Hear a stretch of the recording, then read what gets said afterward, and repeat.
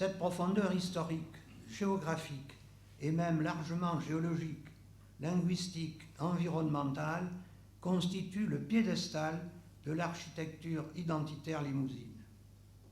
Même à l'état d'un inconscient collectif, mais aussi du subconscient collectif, les prémices gallo-romains d'une identité irriguent encore les états affectifs et idéologiques de nos contemporains, et sans doute les nôtres, ici même, sans que nous en ayons toujours pleinement conscience. Par contraste avec des cultures archaïques, de sujétion, des Gaulois et des Romains, le christianisme a jadis proposé et imposé une civilisation de la mémoire et de l'espoir, du quotidien et du devenir, de l'immanence et de la transcendance, fondée sur deux notions, qui sont des notions manichéennes, mais qui sont des notions qui existent, du bon, le bon étant céleste, et du mal, le mal étant terrestre, qui devait rompre avec un état social servile en acceptant l'autorité et la protection d'une puissance divine miséricordieuse. La quasi-totalité des Gaulois s'est convertie alors rapidement à cette religion prometteuse qui répondait à leurs confuses attentes métaphysiques et à leurs espoirs d'une grande et puissante protection, condition d'unité et sentiment d'identité. Comme je l'ai dit, les situations sociopolitiques du Moyen-Âge, féodalité, guerre permanente, persistance du servage qui a duré très longtemps en Limousin, en Marche en particulier, il y avait encore des serfs, ils n'étaient peut-être pas les plus nombreux, mais il y avait encore beaucoup de serfs dans la Creuse actuelle au XIVe et probablement jusqu'au XVe siècle, ce qui n'est pas si loin de nous. Misère et épidémie, analphabétisme, attitude déviante des clergés, exerçant de manière constante des pressions idéologiques et morales sur les populations, maintiendront mutatis mutandis le peuple au sens large, du tiers-état à la noblesse, dans une croyance commune et fédératrice, jusqu'à ce qu'une autre fédération, je parle celle de 90 bien sûr, bien que moins consensuelle, mais socialement et symboliquement libératrice, prépare à une rupture, à de nouveaux comportements. Mais il faut dire aussi que plusieurs facteurs, que je considère comme fondamentaux, ont entre-temps contribué à un certain mûrissement identitaire des Limousins. J'en retiens trois particulièrement. Tout à la fois les héritages de la christianisation et des excès de zèle du clergé, l'occupation et les exactions de l'anglais, la guerre de 100 ans, vous savez, a duré plus de 100 ans, les railleries d'une intelligentsia peu ou prou francilienne, pas que les Français de l'époque. Je reprends chaque item. L'attitude du clergé, après des influences favorables d'une christianisation jugée libératrice, j'en ai parlé tout à l'heure, et dès le XIe siècle, peut-être un peu avant quelquefois, ont été généralisés les rites chrétiens du baptême, de la confession et de la pénitence, et se sont fondées de nombreuses abbayes. Le paradis offrait alors la félicité aux plus fidèles, et quand ils étaient les plus généreux, c'était encore mieux. L'enfer et ses épreuves guettaient les moins priants, les moins assidus, les moins généreux, c'est-à-dire naturellement les plus nombreux. Et tout ça les décourageait et ils étaient prompts à s'éloigner des offices. Ça a été étudié par les historiens et tout le monde en a fait la constatation, même sans être un historien patenté. Et alors, contre ces attitudes, pour essayer de réconforter ces déçus de la foi, qui avaient peur de l'enfer, qui aspiraient au paradis, mais qui n'étaient pas sûrs d'y aller, et qui craignaient tous l'enfer, et on leur faisait croire qu'ils ne seraient pas reçus au paradis s'ils n'étaient pas vraiment très assidus, en particulier aux offices. Donc, on crée une autre notion, le purgatoire, vers au XVIe siècle, du purgatoire, qui était une sorte de stage probatoire pour l'accès au divin. C'est-à-dire qu'on n'avait plus le choix, c'était pas un choix puisqu'il était imposé. Chacun ne choisissait pas d'aller au paradis ou d'aller en enfer. Ils auraient tous choisi le paradis, naturellement. Mais alors, ils savaient bien que la plupart allaient en enfer parce qu'ils n'étaient pas assez priants, qu'ils n'étaient pas à la messe trop souvent, qu'ils n'avaient pas d'argent et qu'ils ne pouvaient pas en donner aux prêtres. Et donc, dans l'Église catholique, pas qu'elle, mais surtout catholique, a créé une sorte de station intermédiaire entre le paradis en haut et l'enfer en bas. Elle a créé le purgatoire, dont jamais personne d'ailleurs n'a su où il se situait, mais il existait. Le purgatoire, on pouvait y aller, ça ne réconfortait pas, mais on gardait un espoir au bout d'un certain temps, et selon, c'est comme ceux qui sont en tôle aujourd'hui, s'ils se conduisent bien, on les libère plus tôt. Dans le purgatoire, c'était la même chose. Et pour aider les croyants à cette époque-là, on a créé, c'était l'inflation de prêtres. On a créé ce que l'on a appelé des prêtres filleuls. Des prêtres filleuls, c'était des braves paysans légèrement quand même évolués, qui faisaient une fonction qui était en CDD en quelque sorte, hein, qui était là pour réconforter et concilier la population et réconcilier la population avec l'Église. Il y a eu inflation de création à cette époque-là. Et ça conforte aussi l'identité, parce que ces prêtres filleuls, ce n'étaient pas des curés lointains, ce n'étaient pas des curés, ils n'avaient pas droit à la dîme, par exemple. On leur donnait la pièce, on leur donnait du grain, on leur donnait des aliments. C'était un bénévolat. Hein. Ils étaient très nombreux. Il y a des paroisses limousines qui faisaient 400 habitants, où il pouvait y avoir 50 prêtres filleuls. Hein, c'est-à-dire 50 prêtres de plus que ceux qui n'étaient pas très nombreux, déjà parce que ça commençait à diminuer. Et qui étaient là pour assister les gens qui étaient indécis, qui commençaient, qui s'étaient déjà éloignés de la foi, et pour leur expliquer que, bon, naturellement, ils n'étaient pas destinés à être au paradis, mais qu'ils n'iraient pas en enfer, qu'on allait les envoyer au purgatoire. Et c'était ces prêtres filleuls en particulier, mais pas seulement, qui étaient chargés de prier pour eux, de les suivre et d'essayer en fait de les récupérer. Et donc, alors les prêtres filleuls, ils avaient aussi un autre rôle. À cette époque-là, les enterrements étaient suivis par de nombreuses personnes. Et parmi ces nombreuses personnes, il y avait des intermittents des enterrements, c'est-à-dire des gens qui étaient des simples citoyens, et puis d'autres, des prêtres fidèles en particulier, mais tous les prêtres du secteur devaient suivre les enterrements. Et on leur donnait une prébende pour suivre les enterrements.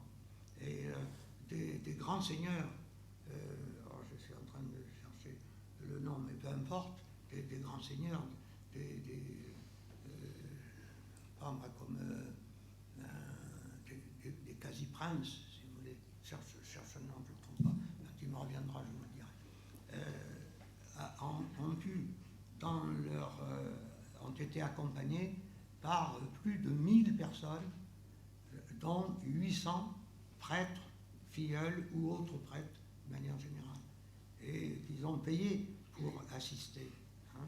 Ce qui était une manière aussi de les récupérer un petit peu, de les amener, de les ramener un petit peu vers l'Église. Mais ça n'a pas toujours marché. Et aussi l'opulence et la non-résidence des évêques. Celui de Limoges, c'était son cas. Il était plus souvent dans les châteaux qu'il possédait. Il en possédait 2 ou 3. Était un riche personnage. il était plus riche à cette époque-là, au XVIe siècle, il était plus riche que le vicomte, par exemple. Il était quand même vicomte, grand seigneur, un représentant royal qui possédait des biens. Et l'évêque possédait lui aussi des biens. Il possédait des églises, il possédait des châteaux, il possédait des terres, il possédait des droits. On lui devait aussi on lui donnait d'autres ressources. Et alors, ça choquait les fidèles, bien sûr. Et ces fidèles s'éloignaient de la religion, ils s'éloignaient de l'Église, ils s'éloignaient du prêtre. Les prônes et les sermons présentés à cette époque, c'était une époque difficile pour l'Église, mais difficile aussi pour les fidèles. Présenter en outre les malheurs des hommes et les mauvaises récoltes comme des punitions divines. C'était Dieu qui avait envoyé sur les hommes la pluie, la grêle, l'orage, etc., qui les avait fait malheureux en quelque sorte. Et donc, en compensation, s'ils voulaient monter au ciel, il fallait qu'ils reviennent vers l'Église, qu'ils prient davantage. C'est une situation qui nous paraît anormale aujourd'hui, mais c'était la situation d'une période où les pouvoirs étaient tenus par des laïcs, mais où ils étaient souvent aussi tenus au plan régional, on dirait aujourd'hui, mais au plan national, par les églises, par les prêtres. Et en même temps, les curés ne se conduisaient pas très bien à cette époque-là. Ils étaient réprimandés par l'évêque pour leurs mœurs, leur laxisme, leur incompétence. Ils n'étaient pas bons. Il y en a des documents là qui nous le disent. Ils n'étaient pas tous mariés, mais ils vivaient souvent, pas toujours, bien sûr, en concubinage. Et même pendant la Révolution, où les révolutionnaires souhaitaient que tous les prêtres se marient, ils n'ont pas eu gain de cause. Il y a eu certains prêtres qui se sont mariés, ça n'a pas été les meilleurs prêtres d'ailleurs. En général, ils s'occupaient de leurs femmes ou de leurs bonnes, beaucoup plus que des affaires de leur église. Et tout ce contexte qui désoriente et déçoit une grande part de la population va conduire à la déchristianisation et à la recherche d'une nouvelle identité plus laïque que religieuse.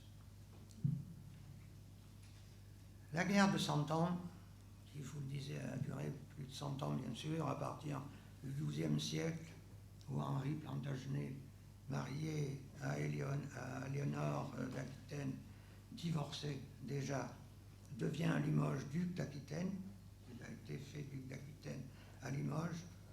Alors ça a duré en gros jusqu'en 1453 avec des périodes d'accalmie. Et ensuite il y a eu les guerres de religion et tout ça a renforcé aussi le sentiment d'opposition au pouvoir, quels que soient les pouvoirs, que ce soit celle du prêtre ou celle du seigneur, ou celle de la bourgeoisie, ou celle du roi même. À la Révolution, on avait gardé déférence pour le roi, vous le savez, jusqu'à ce qu'on le retrouve à Varennes, mais après, on ne voulait plus le roi, naturellement, mais on n'avait plus confiance en personne. Je ne sais pas, il paraît, on m'a dit qu'on vivait un peu cette période aujourd'hui, je n'ai pas d'opinion là-dessus. Eh bien, tout ça a renforcé le sentiment de l'opposition et celui, qu'on dirait collatéral aujourd'hui, d'unité. Vous savez qu'on est souvent unis contre quelqu'un plus facilement que pour autre chose. Et c'est ce qui s'est passé dans ces périodes-là. On était contre le roi et donc on était tous unis. On était contre l'Église et donc on se retrouvait plus unis. On était contre le Seigneur et on se sentait en compagnie et même en bonne compagnie. Les railleries, j'ai parlé des railleries, on les connaît, inutile de les ressasser, qu'elles émanent de Rabelais, de Molière ou de quelques autres, jusqu'à nos jours où certains sportifs, vous le savez, ne veulent pas jouer en Limousin parce qu'ils ne veulent pas mettre le pied dans les bousses de vache. Vous connaissez.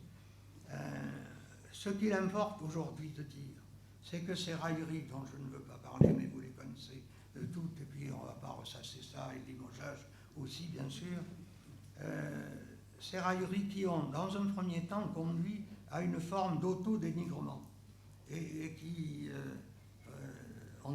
a existé chez les Limousins jusqu'à l'actuel, pas tout à fait, peut-être 21e siècle encore que ça existe, mais jusque dans les années 1980 ou même 90, ont été souvent retournés avec profit pour affirmer l'identité. Pour donner des exemples, vous en connaissez l'Académie des ânes d'Ambazac avec le bourgeois Chantillon. Aujourd'hui, il existe une association qui s'appelle l'Académie des ânes. C'est une association de bénévoles qui est très active, qui fait des activités culturelles, économiques même, importantes. Moi, je suis dans un petit pays, vous le savez, Paja. À Paja, on appelait les gens loubards-des-corps, je vous l'ai dit. Et naturellement, c'était une critique. Mais aujourd'hui, il y a une association qui s'appelle Loubards-des-corps de Pazet. On ne dit pas de Paja, là, on dit de Pazet. Loubards-des-corps de Pazet, c'est une association culturelle. Il y en a les mangeurs de chèvres de Bellegarde, c'est pareil. On a beaucoup dit les mangeurs de chèvres de Bellegarde, mais aujourd'hui, les mangeurs de chèvres de Bellegarde, ce sont des gens, je ne sais pas si on les admire, mais en tout cas, on les estime. Donc, ces railleries dont le Limousin a été touché, aujourd'hui, non seulement on n'y pense plus, et quand on y pense, on l'utilise comme signe d'identité, comme signe identitaire. On n'a plus honte de ce qu'on a été, on se félicite de ce qu'on est, même si ça a une connotation quelquefois péjorative. Comme il arrive souvent, la critique, la raillerie déclenche des réflexes de défense et nourrissent à terme l'identité. Il arrive même que, comme l'arroseur est arrosé, le moqueur est moqué. La Fontaine prenait pour de la piquette les vins de Bellac, M. Guyot, je ne sais pas s'il est meilleur maintenant, mais il appréciait la blancheur des soubrettes. Et il a ignoré, alors il a parlé du vin de Bellac qui était propre à teindre les nappes, disait-il, et puis le rôti n'était pas bon. Les cuisiniers là-bas à Bellac, à l'époque, depuis il y a eu des bons restaurateurs, faisaient d'un bon morceau un très mauvais plat, vous savez. Mais il est passé ailleurs, à Chalut, il a trouvé les femmes belles parce qu'elles étaient blanches, enfin, elles avaient de la blancheur aussi. Et donc, il a ignoré le fameux petit gris de Verneuil. Il existait pourtant à cette époque, le Vertougy et le 1001 pierres de la Corrèze. Dommage pour lui, parce qu'il aurait fait un meilleur voyage probablement, et il aurait eu une meilleure idée du Limousin. L'identité limousine aujourd'hui ne se résume pas à un concept. Elle est la réalité d'un vécu original, et même original, depuis les Gaulois, une constante actualité. À travers diverses idéologies, sociales et culturelles, elle est un gage de cohésion que légitime le longtemps, là je résume un peu ce que j'ai dit, que confortent des situations et des événements modernes et contemporains, parmi lesquels l'opposition au pouvoir autoritaire en 1830, en 1848, mais aussi, je sais bien qu'au moment où on est passé à l'Empire, le Limousin a voté oui à Napoléon, mais ça n'a pas duré. Et la période de l'ordre moral, par exemple, a suscité une opposition importante en Limousin.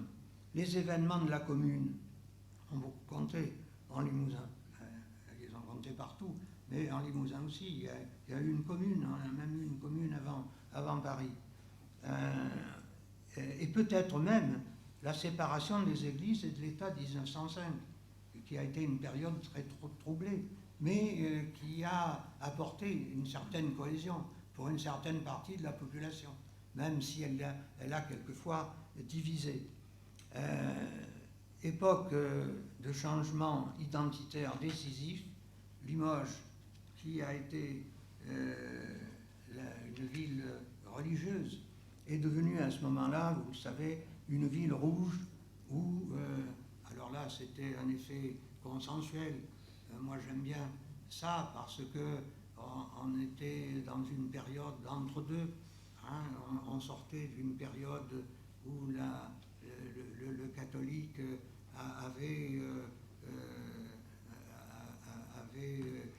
prime sur le laïque. Et puis, on était en train de changer, l'identité changeait en même temps, et Pauline Roland a parlé de Limoges en disant la Rome du socialisme. C'était une sorte d'œcuménisme.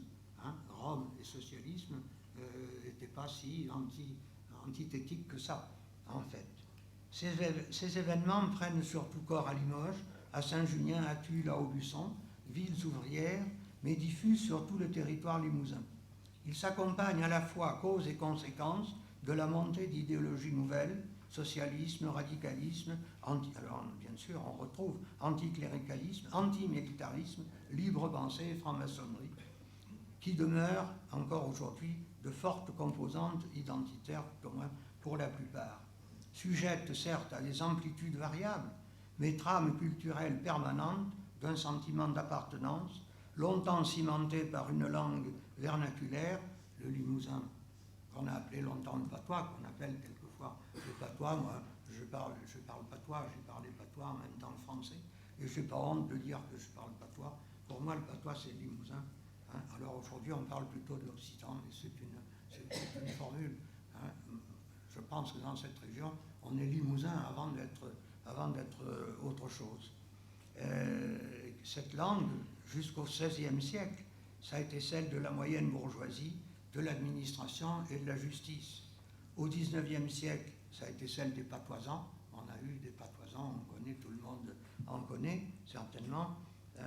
Et de nos jours, la résistance des langues régionales qu'on appelle minoritaires aujourd'hui.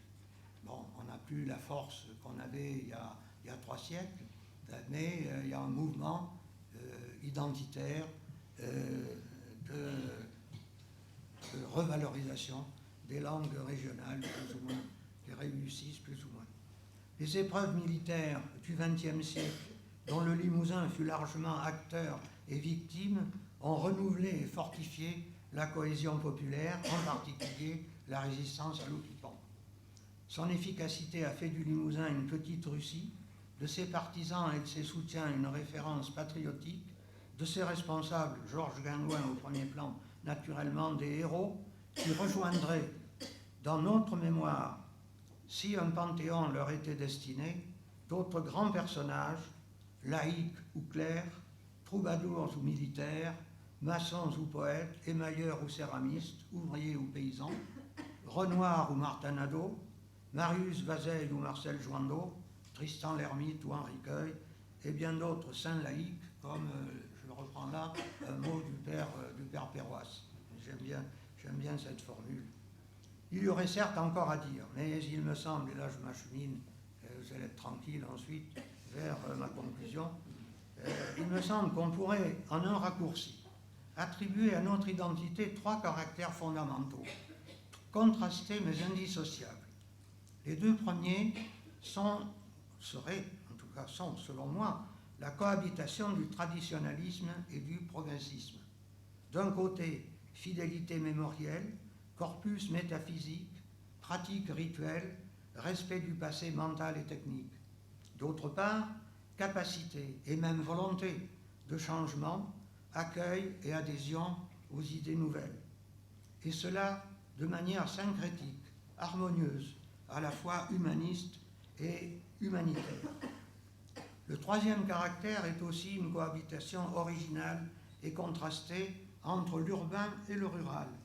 2 états sociologiques plus souvent opposés qu'associés, entre une cohabitation en quelque sorte aussi, qui est apparue celle-ci vers le milieu du XIXe siècle, avec des changements parallèles et novateurs dans l'industrie et l'agriculture, et qui ont conduit à des connivences idéologiques.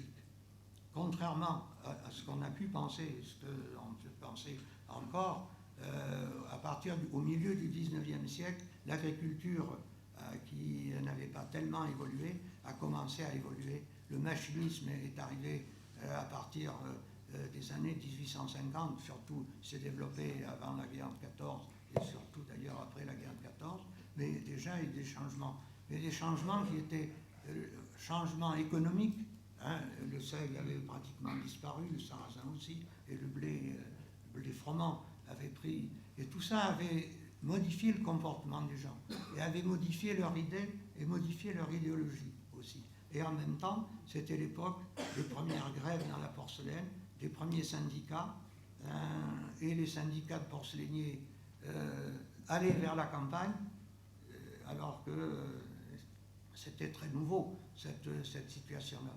Ils allaient à la campagne, non pas pour acheter une résidence secondaire, mais pour convaincre, par exemple, les feuillardiers de la région de Chalut, hein, où se sont constitués dans un milieu très rural, très paysan. Les feuillardiers étaient tous des paysans. L'origine, ma famille, c'était des feuillardiers, hein, des paysans, et ensuite des artisans.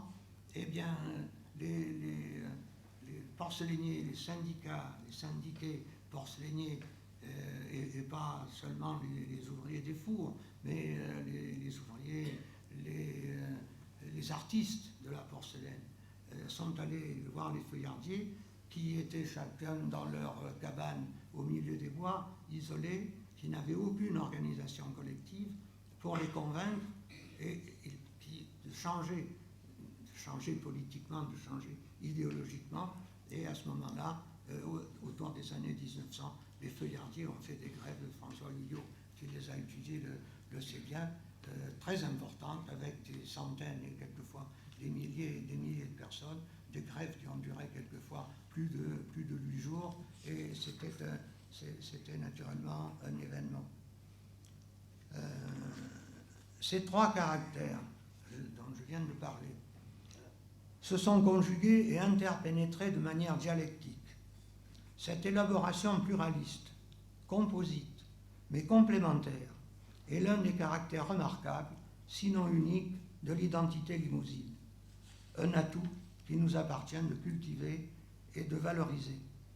Ce sera notre manière d'affirmer notre limousinité, qui n'est pas un patriotisme, un intégrisme culturel, mais un fort et indélébile sentiment d'appartenance. Autant et plus qu'un espace consacré par la géographie et l'histoire, l'identité limousine s'est enrichie d'une culture naturelle et intellectuelle, patrimoniale et idéologique. Nos paysages, vallées, forêts et bocages, nos villages encore préservés, il y en a, vous le savez, nos monuments archéologiques romains et romans, nos artistes, nos savants et chercheurs, nos poètes et nos romanciers sont à la fois l'écrin, les éclaireurs et la fierté de notre identité. Et puis, les Limousins sont prêts à partager leur identité avec ceux qui viennent, sont venus, ou verront, ou viendront en Limousin. Ils les ont accueillis et les accueillent avec l'invitation de Saba d'Entra, vous la connaissez, hein, et même si c'est pour un dernier voyage. À la manière du cinéaste François Reichenbach, qui avait souhaité être inhumé, comme son nom l'indique, il n'était pas limousin, il était loin bien sûr, il avait souhaité être inhumé en Limousin, qui était, disait-il, le pays rêvé de son enfance. À ceux qui objectaient que ses amis seraient empêchés, en raison de l'éloignement, de se recueillir sur sa tombe, il rétorqua, et Patrick Chéreau en a fait un film qui porte ce titre, c'est un joli film. Il rétorqua donc, ceux qui m'aiment, et ils feront ce qu'ils voudront, ceux qui m'aiment prendront le train. Hein? J'appelle cela une limousinité de l'extrême, qui compense 1000 fois, me semble-t-il, celle des mâcheraves que nous avait décerné Rabelais. En conclusion, cette fois c'est vrai, c'est une conclusion. Et je ne crois pas m'éloigner beaucoup de mon sujet. Dans cette approche de l'identité, on doit se souvenir que le Limousin a été le berceau de l'émaillerie, de la porcelaine, le premier producteur d'or français, c'était en 1994, je crois, et de l'uranium. Tant pis, c'est comme ça, hein. Ils ne sont pas d'accord, mais bon, il ne peut rien. le plus apprécié des constructeurs du palais de Versailles et du Panthéon, le premier fournisseur mondial d'une race bovine réputée, qu'il a donné à l'Église catholique 3, presque 4. Il y en a un qui a refusé. 3 papes, 3 présidents de la République à la France.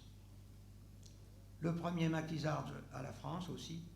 La première aviatrice, ce ne sont que des exemples, vous pourriez en citer d'autres. La première aviatrice à traverser l'Atlantique en 1936, il fallait le faire. Le premier scientifique à atteindre 7000 mètres en ballon, Gay-Lussac, bien sûr, et des leçons de ballon rond ou ovale à toute l'Europe, avec le CSP. Je ne vais pas parler du LABC, mais ça viendra, certainement. Hein? Alors, à toute l'Europe ou presque, quand même. Hein? Mais pas à l'Espagne, en tout cas, ces derniers temps. Et alors, aux constructeurs aussi, il a donné les Cornadi. Cornadi, vous savez ce que c'est? C'était... Ah ben, comment vous ne savez pas ce que c'est que les Cornadi? Les Cornadi, c'est l'endroit où, à l'étable, entre l'étable et la grange, les vaches passaient leur tête. Ça faisait deux éléments verticaux. La vache, pour passer sa tête, ne pensez pas que j'ai des cornes pour ça. Hein, elle était obligée de pencher la tête comme ça, hein, et ensuite elle pouvait pas reculer. Alors elle était un peu coincée.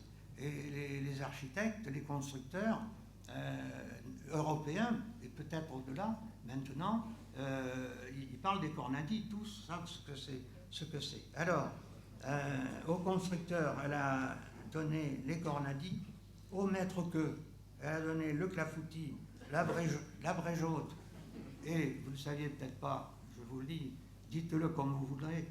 Moi, je dis les pets de nonne. Vous pouvez dire les pets de nonne si vous voulez. Les pets de nonne, vous savez ce que c'est, les dames. Hein, voilà, ouais, c'est pas mauvais finalement. Hein. Eh bien, c'est à Aubazine qu'on les a inventés, les pets de nonne. Hein. Et c'est les sœurs d'Aubazine qui ont invité les frères d'Aubazine, s'il y avait comment on dit, de couvent, en fait. Hein. Et on disait là-bas que celui qui avait fille à Aubazine avait gendre à Couérou, ou le contraire, je ne sais pas. Ce qui fait qu'ils n'avaient pas besoin de souterrain, ils allaient à l'air libre. Donc les femmes avaient invité les hommes, et je ne sais pas ce qui est arrivé.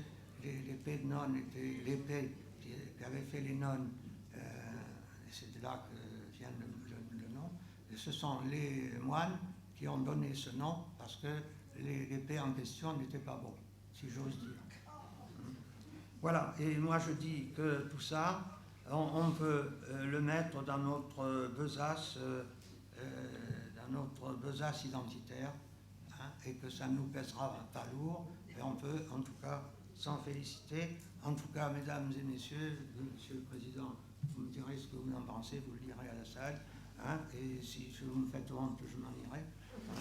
Donc, en tout cas, je vous remercie d'avoir été très sage, de m'avoir écouté, et maintenant, le Président va vous dire, et je vous le dis déjà, qu'on va vous passer la parole.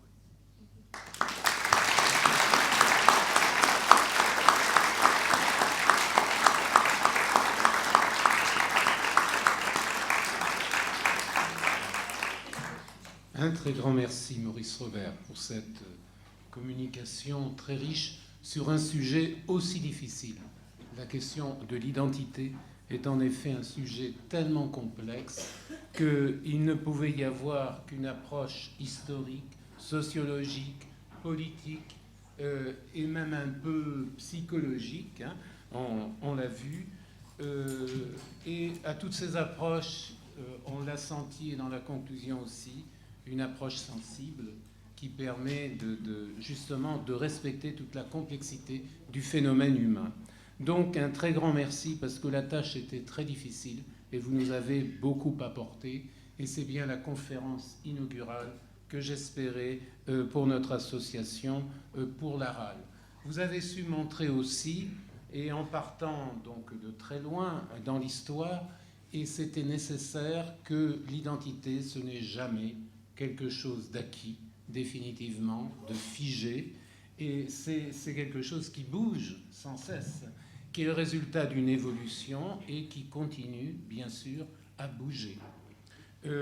En tant que littéraire, et oui, je ne suis ni historien, ni ethnologue, ni sociologue, mais en tant que littéraire, je rajouterai juste une petite remarque en ce qui concerne cette période très intéressante, littéraire et 19e-iste, cette période très intéressante qui se situe entre la Révolution et finalement les grandes mutations industrielles, révolutionnaires, politiques du 19e, cette espèce de passage d'un état à un autre, vous avez dit, ces changements identitaires. Et je pensais à une écrivaine, une auteure qui est très chère pour moi, George Sand, qui s'est intéressée, bien sûr, elle est du Berry, mais vous savez qu'elle a fait découvrir aussi très souvent le Limousin, et notamment le département de la Creuse, les pierres jaumâtres, château de Boussac, ça c'est dans Jeanne, etc. Dans Nanon, ce roman qu'elle situe pendant la période de la Révolution française, elle connaissait très bien la ville de Limoges, et le roman se situe à la fois dans les campagnes du Limousin, mais aussi dans la ville de Limoges. Bon, j'ai pensé à Jeanne, j'ai pensé à ces romans, et je me disais que la littérature, je vais la défendre pour une fois, même si elle n'occupe pas une place très importante dans l'association, elle n'occupe pas une place plus importante que l'histoire, que les arts, que la sociologie, que l'ethnologie. Mais là, je voudrais dire que quand même, je me suis rendu compte en vous écoutant que la littérature, enfin, quand c'est de la bonne littérature, elle n'est pas là simplement pour illustrer, refléter quelque chose, mais pour aider à comprendre ces transformations identitaires. On trouve ça chez elle, on trouve ça ensuite chez Georges-Emmanuel Clancier, à qui nous avons consacré une journée, et je pense à toute sa trilogie, où là, on voit ces transformations identitaires dans les campagnes et également dans les campagnes et dans la ville elle-même. Donc, c'était passionnant. Et, bon, évidemment, sur tel et tel point, on pourrait discuter, mais vous avez très bien montré que cette limousinité, c'est pas un bloc, elle est faite d'éléments contrastés, mais je crois que vous avez très bien conclu, il y a un ciment incroyablement fort, qui justifie notre présence à tous ici ce soir, je pense. Et quel que soit, parce que je ne suis pas toujours d'accord avec vous sur la cohabitation originale, mais vous avez dit contraster entre l'urbain et le rural, il y a quand même s'ils peuvent se retrouver idéologiquement, politiquement, il y a quand même des différences au niveau des mentalités qui sont restées très fortes, il me semble, mais quand même, au-delà de tous ces éléments contrastés et divers, il y a quelque chose de très fort, et je dirais la limousinité, je vous reprends, qui n'est pas un intégrisme culturel, est un fort sentiment d'appartenance. Alors pour avoir dit ça, doublement merci. Donc maintenant, voilà, si vous avez des questions, n'hésitez pas. Alors s'il y a des questions, oui, monsieur Delage. Il y a des micros pour la salle, là, si quelqu'un veut se charger de prendre un micro à droite et à gauche et de le donner aux intervenants, ce sera bien. Je ne sais pas si on peut les détacher. Il y a un micro qui est là, ah, oui, et il doit y en avoir un autre normalement de l'autre côté, je ne sais pas. Il doit y avoir un jeu de piste parce qu'on ne le voit pas, donc il est caché. Une chasse au trésor. Ah, il y a, là-bas, voilà. Oui, Monsieur Robert, merci pour cette riche présentation. Monsieur le Président, merci de m'avoir donné la parole. Mon nom est Jean-Pierre Delage. Je suis de Crozant, au nord du Limousin, et président de l'association qui s'appelle Les Fruits du Terroir. Bon, le nom de l'association signifie doux, la défense des valeurs associées au terroir. Et le Limousin est un des terroirs, ou aurait dû être un des terroirs majeurs en France. Vous avez, Monsieur Robert, pris des lunettes au vert rose pour décrire l'identité limousine, encore actuelle. Moi, pardonnez-moi, mais la contradiction, je prendrais plutôt des lunettes à verre gris en ce qui me concerne. Ben oui, mon association fait un projet qui s'appelle le croissant linguistique. Donc, nous faisons la synthèse de cette zone du croissant que vous avez très bien décrite dans votre conférence, donc qui est en gros tout le nord de la Creuse, mais qui déborde sur la Haute-Vienne et sur le Bourbonnais. La caractéristique de ce croissant, c'est le parler marchois, qui n'est pas, si vous voulez, l'occitan limousin, ni du berrichon. C'est une zone qui n'est pas de la langue d'oc ni d'oï, c'est un parler qui s'est composé à partir de l'occitan limousin avec des interférences bourbonnaises, berrichonnes et poitevines. Et aujourd'hui, quelqu'un de Vichy peut aisément, finalement, assez facilement correspondre avec quelqu'un du nord d'Angoulême. Alors que quelqu'un du sud du département de l'Indre ne comprendra absolument pas quelqu'un de Guéret. Oui. Donc vous avez une continuité horizontale qui est peut-être l'indice de la médio-romanité cher à M. Bonneau, mais bon, c'est un fait. Et nous étudions. Et à ce titre, personnellement, je vais faire en permanence des enquêtes dans cette zone aux quelques locuteurs qui restent. Je dis bien quelques parce qu'ils doivent être guère plus que quelques centaines actuellement. Donc c'est une langue, comme la langue de l'occitan limousin, en quasi-perdition. Or, la langue, vous en avez assez peu parlé, mais c'est le premier élément de l'identité. L'identité se forge d'abord autour de la langue. Et malheureusement, elle disparaît, et les pouvoirs publics n'en ont aucune conscience, ne font rien. Aujourd'hui, vous avez vu, la France refuse de ratifier la charte. Au niveau local, les décideurs ne votent aucun crédit pour que l'enseignement de ces langues soit fait. Bon, c'est le désespoir complet à tous les niveaux.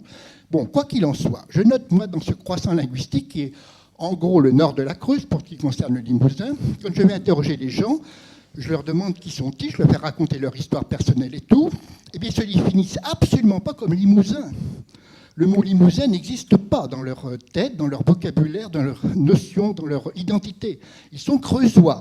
C'est surprenant parce que le département de la Creuse, c'est 1793.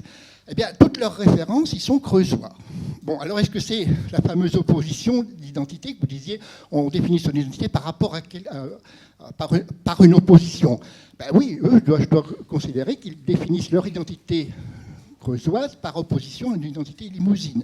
Et ça, ce n'est pas des cas isolés, c'est quasiment partout dans cette zone du croissant. Alors, il y a quand même un petit problème quand on parle du Limousin, quand on englobe cette zone du croissant, de vouloir lui attribuer une identité limousine.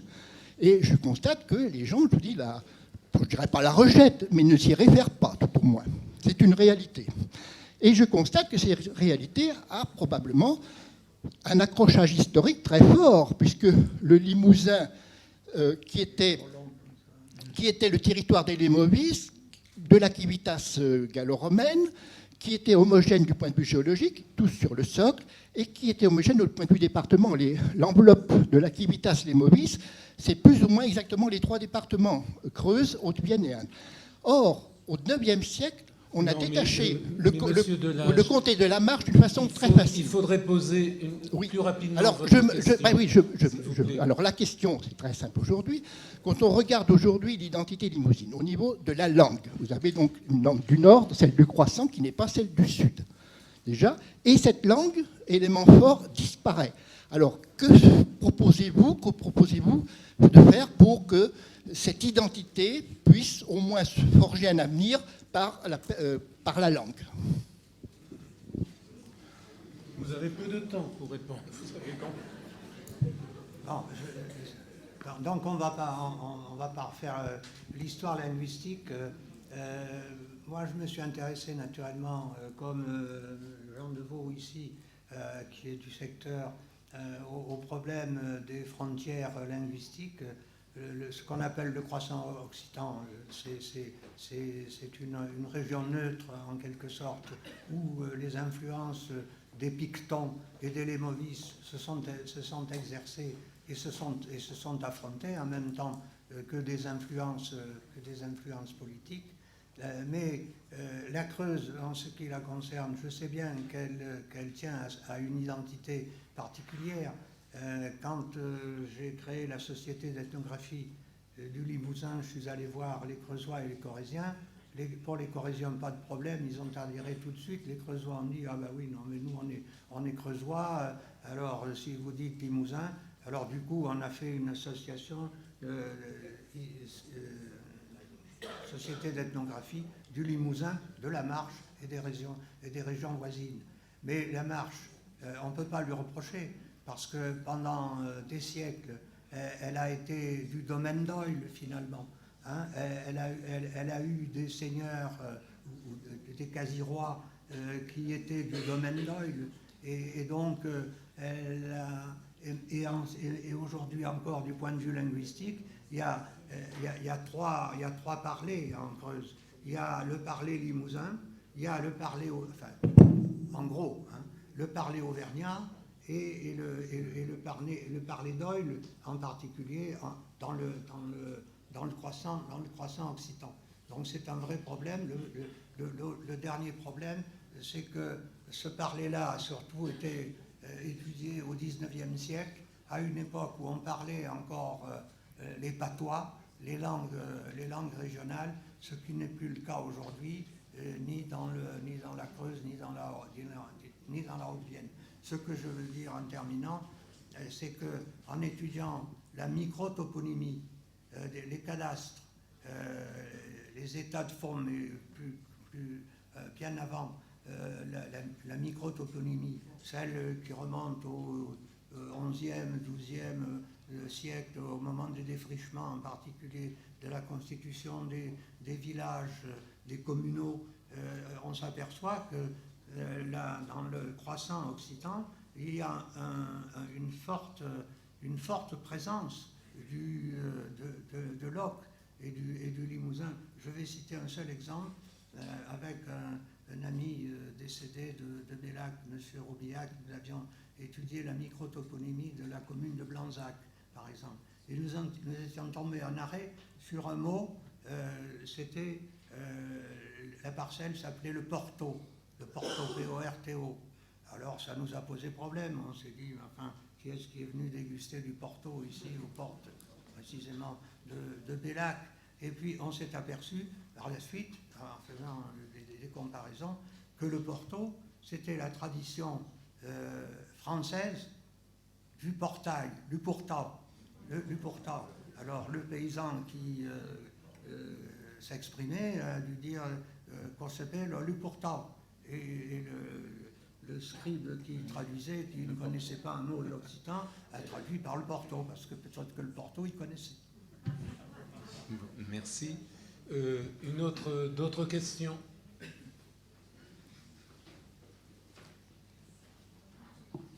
Oui.